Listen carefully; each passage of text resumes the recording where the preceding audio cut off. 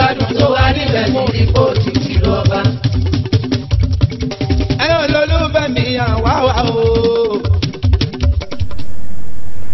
ẹ káàbọ̀ padà sórí ètò ìràwọ̀ àgbáyé.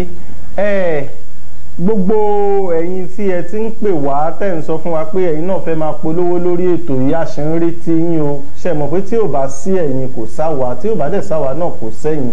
Ẹ jáde síta kẹjẹ́ ká bá yín polówó nǹkan tẹ́ ń tà kí ajé bugbájẹ ní wàràwàrà. Gbogbo yín pátá náà la ṣe ń retí. Trust Microfinance Bank,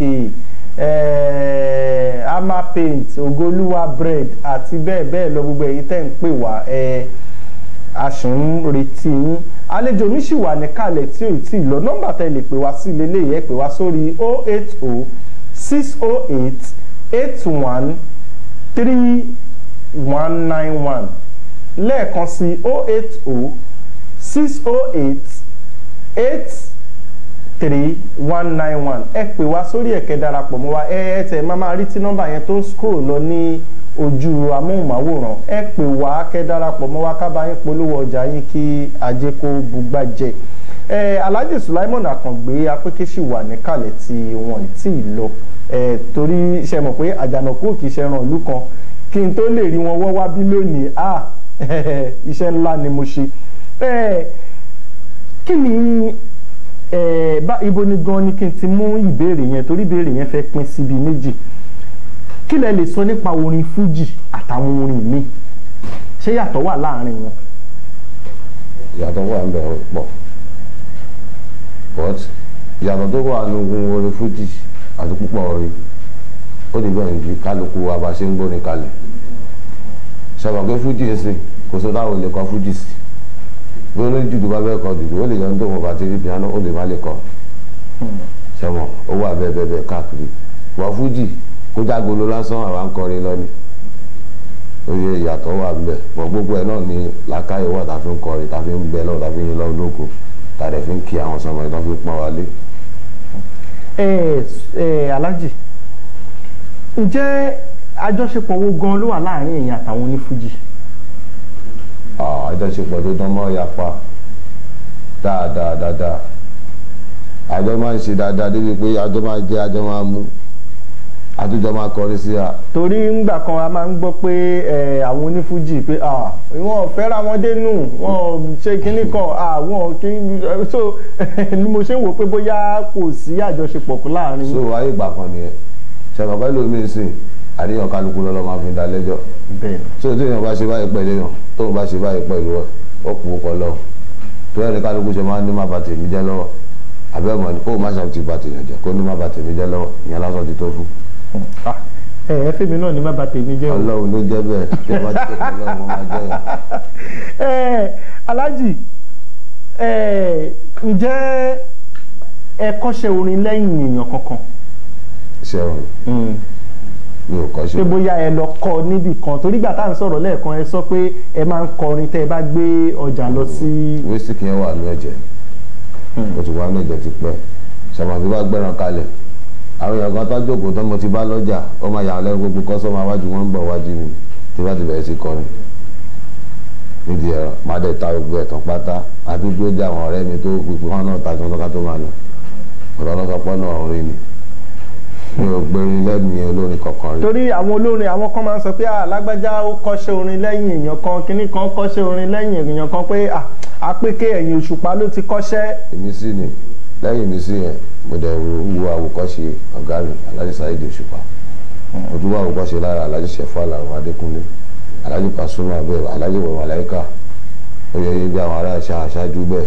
Láti bàbá Barrister ni o, kò sí olórin kan tó máa ní òun gbàgbẹ́ kọjá, o lè má gbé lẹ́yìn wọn, o lè má lùlù, bọ̀dọ̀ wọn ṣàfẹ́ jókòó, wà lọ́wọ́ pé bàbá yìí kọrin báyìí, bóyá ṣì wá ńlá ká ẹbí ọmọ gbọ́dọ̀ máa fi tẹríba fágbàlagbà, o gbọ́dọ̀ tẹríba fún òbí ẹni, wọn náà gbọ́dọ̀ mú tí ẹ ń bẹ̀, oye máa produce tiẹ̀ náà kalẹ̀, ṣé ti yé yín?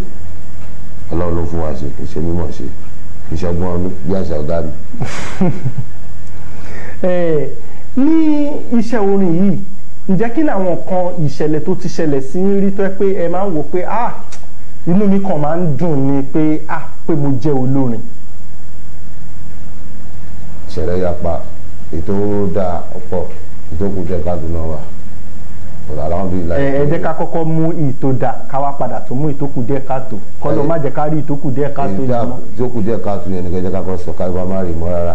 àmín. ṣé ká torí iṣẹ́ lẹ̀ kan bẹ̀rẹ̀ sí dágbóró látẹ̀yìn kan bá iṣẹ́ jẹ́ sí wa lọ́rùn làfẹ́sọ tí wọ́n ṣe máa san owó iṣẹ́ yẹn ní ṣí pàpìlẹ̀ ṣé ti yé àdúpẹ́ fọlọ́ ṣé kán ṣáwọn sẹ́yìn àbí kán ná ọmọọṣẹ́ lóòkà làfẹ́sọ ni ṣé ti yé àbí ká kó iṣẹ́ lóde kán máa ká play kán wá lóòdù irinṣẹ́ pé wọ́n ti bá gbó jẹ́ gbèsè yẹ́dẹ̀ máa lọ́rùn àwa àtàwọn ọmọọṣẹ́ ta kó sẹ́yìn kálukú dẹ̀ ti níyàwó lé àṣà ni lọ́sẹ̀ máa jẹ́ sẹ́mọ̀ kọ́rọ́ ọ̀gá ni wàhálà wa pé alhamdulilayi ká má rí ìdádúró mọ́. lágbára ọlọ́run ṣé tá a ti sá láti ìletò kan sí ìletò kan lábẹ́ sọ ni mo ti sáré láti Ọ̀ṣọ́dì dé Mùṣín Ayétòrò dé gáràjì mo ti sáré bẹ̀rẹ̀ tó yẹ kúrò ní pé mo pílè tán fún ìdẹ́ máa lọ ta ló fẹ́ gbowó ọmọ ta àkókò ọmọ ta wà náà fúnra wọn ṣe lọ́wọ́ àti wọ́n tẹ̀ ti múra wọn gún ẹgbẹ́ gan-an.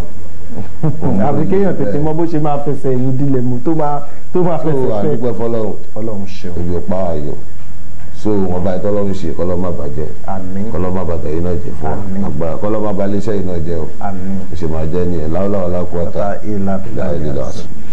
ǹjẹ́ àwọn ìlú bíi mélòó lẹ ti dé tẹ̀tí kọrin lọ tẹ́ à pé mo ti lọ sí Amẹ́ríkà mo ti lọ London mo ti kọrin lọ́hùn. àwọn ìlú tí mo sì lọ mi ti lọ sí overs mi ti lọ Kútọ́nù lọ sí lónìí wá sí ọ̀tàn mi ti lọ gbogbo bẹ́ẹ̀. lágbára Ọlọ́run máa ṣe láìpẹ́ láì jìnnà ẹ̀yin olólùfẹ́ Alhaji Sulaiman Akàngbé apẹ́kẹ́ òun lẹ̀ ń gbọ́ yẹn ọ́n láwọn ìtì ìkọrin lókè òkun ó dọwọ́ yín ó dọwọ́ Ọlọ́run ṣe fún wọn láìpẹ́ kò sí nǹkan tó kéré ìwọ náà máa bọ̀ kó wá lọ sí London kó wá lọ kọrin fún mi máa bọ̀ ní Spain kó wá lọ àbí. ó jẹ́ ti kọrin yẹn ti pẹ́ ọjọ́ kan ti ṣe. bí mo ní bó ṣe London bó ṣe Amẹ́ríkà bẹ́ẹ̀ lọ lẹ́nìkan náà ó bẹ́ẹ̀ lọ mo nítorí bẹ́ẹ̀ lọ àyè lọ bẹ́ẹ̀ lọ o bí ṣe ṣeré mi ara bẹ́ẹ̀ ni torí bẹ́ẹ̀ lọ o mo nípa ayé lọ kó máa ma sẹ́ni tó mọ ọjọ́ ọ̀la torí bẹ́ẹ̀ lọ o ayé lọ bó ṣe London bó ṣe Amẹ́ríkà bẹ́ẹ̀ lọ lẹ́nìkan náà ó bẹ́ẹ̀ lọ. mo mọ̀ pé àwọn olólùfẹ́ yín náà ń gbọ́ eléyà tuntun jẹ́ kó ká tún máa tún fi ránra wa létí pé ẹni yìí ó gbọ́dọ̀ tètè lọ. mo kọ́kọ́ fẹ́ ní pé ká lọ sókè lọ́hùn lọ fi ẹsẹ̀ rájò tẹ́lẹ̀ ni ṣùgbọ́n pòdúsà mi ti ń ṣẹ́wọ́ sí mi pé àsìkò ń lọ gẹ́gẹ́ bẹ́ẹ̀ náà ti sọ pé bẹ́ẹ̀ lọ.